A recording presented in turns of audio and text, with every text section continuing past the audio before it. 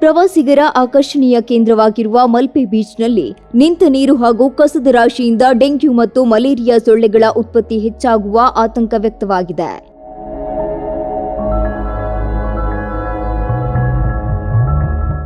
Beach ಸುತ್ತಮುತ್ತಲಿನ ಕೆಲವು ಅಂಗಡಿಗಳ ಹಿಂಭಾಗದಲ್ಲಿ ಪ್ಲಾಸ್ಟಿಕ್ ಬಕೆಟ್ಗಳು, ಬಾಟಲಿಗಳು ಹಾಗೂ ತ್ಯಾಜ್ಯ ವಸ್ತುಗಳಲ್ಲಿ ಮಳೆ ನೀರು ಸಂಗ್ರಹವಾಗಿದ್ದು, ಸೊಳ್ಳೆಗಳ ಉತ್ಪತ್ತಿಗೆ ಅನುಕೂಲಕರ ವಾತಾವರಣ ನಿರ್ಮಾಣವಾಗಿದೆ ಎಂದು ಸ್ಥಳೀಯರು ಆರೋಪಿಸಿದ್ದಾರೆ.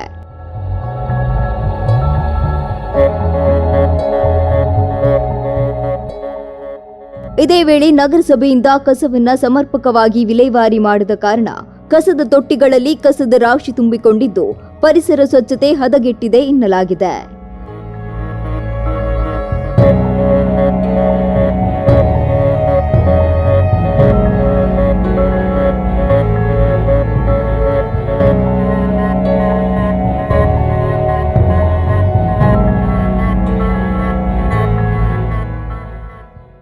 ಮಳೆಗಾಲದಲ್ಲಿ ಸೊಳ್ಳೆಜನ್ಯ ರೋಗಗಳ ಅಪಾಯ ಹೆಚ್ಚುತ್ತಿರುವ ಹಿನ್ನೆಲೆಯಲ್ಲಿ ಅಂಗಡಿ ಮಾಲೀಕರು ಸ್ವಚ್ಛತೆ ಕಾಪಾಡಬೇಕು ಹಾಗೂ ನೀರು ನಿಲ್ಲದಂತೆ ಕ್ರಮ ಕೈಗೊಳ್ಳಬೇಕು ಎಂದು ಸಾರ್ವಜನಿಕರು ಒತ್ತಾಯಿಸಿದ್ದಾರೆ.